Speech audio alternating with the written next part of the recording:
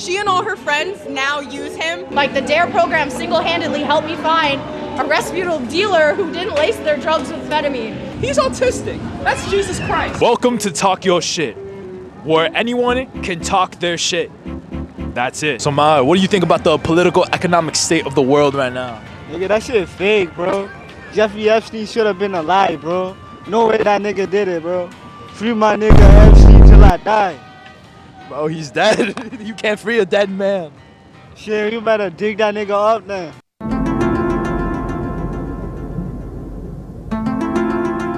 No sabe mucho español, pero cuando yo veo una mujer con grande culo, yo dice, hola, mi nombre es Novian, y ¿por qué tu lengua no está en mi culo? No, man. What's the craziest shit you've ever seen before? I'm in middle school, probably like leaks of my friends. Yeah, what, off your friends?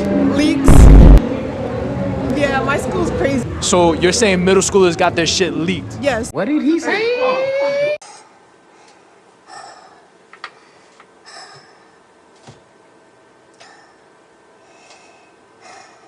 Were any of them your friends?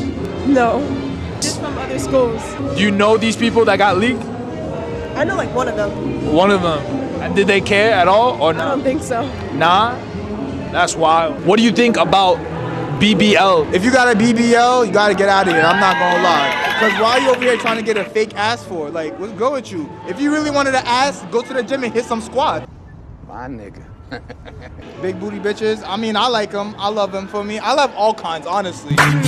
One thing though, you cannot trust them. Do not trust no bitch, okay? Never, ever. If you're listening out here, listen to me, okay? Never, ever let your feelings out, okay? They gonna talk about something. I need a man who, I need a man who talks to me about shit. I need a man who tells me about his feelings. That's cap, okay? That's cap. The minute you let that shit out, they got you, okay? That's when they got your ass. Do not let them get you. You're a very wise man, wise soul. It's the season of love. You in a relationship or not? No. Nah? Nah. Were you in one before or nah? Yeah. What happened? We broke up as soon as I got to college.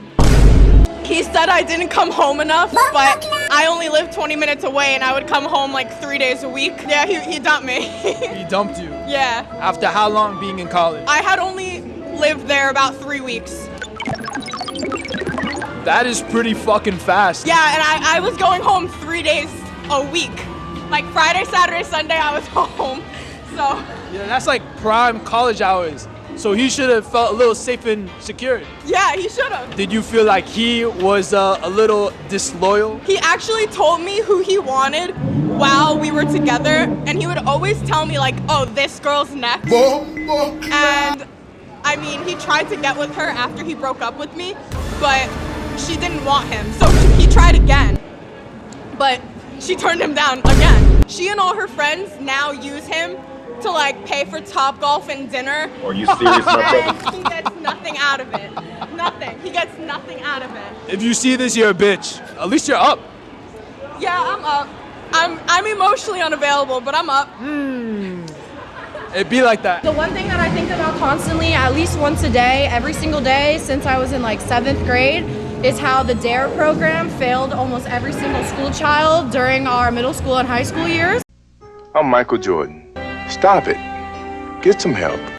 What is the DARE program? The DARE program, I'm not gonna lie, I actually don't know what it stands for, but it's like the anti-drug program that they send people out to talk to middle schoolers, to talk to high schoolers about like what drugs are bad and what not to do. This is drugs. This is your brain on drugs. Any questions? I single-handedly learned where, how, and basically like what weed was and how to find it, where to get it, who to buy it from, what a gram was, what an eighth was, what a pound was from that DARE program. Present day, I work in recovery, I work with addicts, I work at a sober living, so I see it like every single day how a lot of these women can associate that being their first influence of drugs in their life. I think if we took like a generation like Generation Z and we actually applied like really meaningful things like what is Narcan? What can Narcan do to save a life?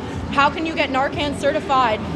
What is it that, you know, you can do in an overdose to help your friend from dying? I think if we actually taught those things in schools, instead of just like where to buy drugs, how drugs are bad for you, we could really kind of help the next generation break away from this opioid epidemic, the mental health crisis, as well as like the extreme overdoses that have been happening all over, not just the US, but the world, steadily going up since 2020. I think it's really important that we start with like the younger generations and not just teaching them what mental health is, but what signs to look for in their friends. I think this is a different topic entirely, but I think the generation after us doesn't even know what friendship means or what it means to be a real friend. It's mostly about like clout, TikTok followers, making sure that like you're the coolest person in school, and really like you're fucking up other people's mental health by not knowing how to be a good friend. And then drugs get involved and everything goes downhill from there. Yo, holy shit, bro. You just talked a lot of shit, bro. Do you think the DARE program was meant to actually show kids weed?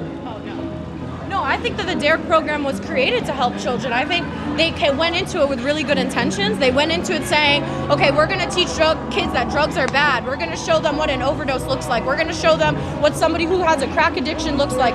But then they also taught you what is an eighth in grams, how much is a pound in grams, how much should you be paying for an eighth, where you can get weed in your town, who are the known drug dealers in your town. So after my DARE class, I had a notebook. I wish I had that notebook like carried around with me, and I still have that notebook that literally lists 4 of the top dealers in my state where I was living at the time, and I then went and found people who knew those people, and that's how I bought weed for the first time. Like the DARE program single-handedly helped me find a reputable dealer who didn't lace their drugs with amphetamine.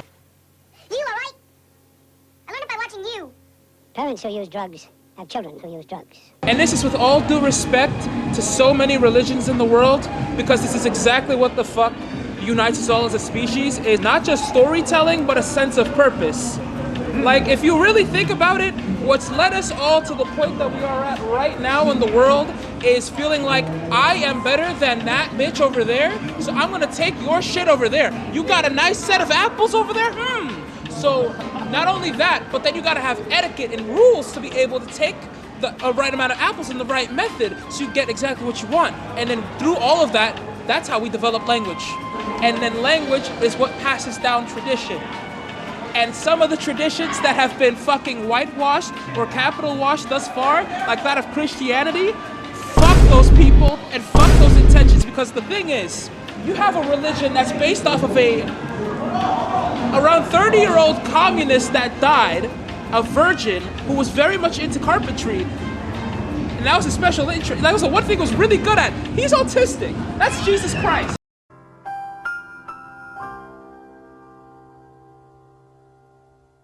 And this man hung out with fucking everybody.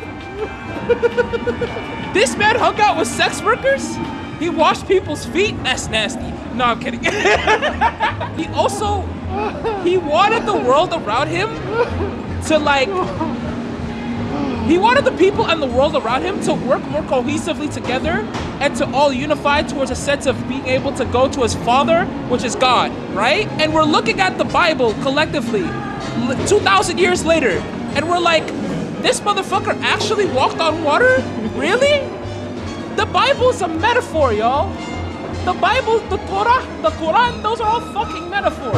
In a way. Now that's not to say that, oh, you shouldn't believe in these things. You should believe in this thing. No, like literally everybody fucking does that, and they're all right in their own ways. But when you take these same metaphors and apply a literal sense to them, or your own interpretations of them, and then tell everyone that if you don't follow these things, you're going to hell, that's how you're gonna lead to a lot of kinky ass people like me. Hi.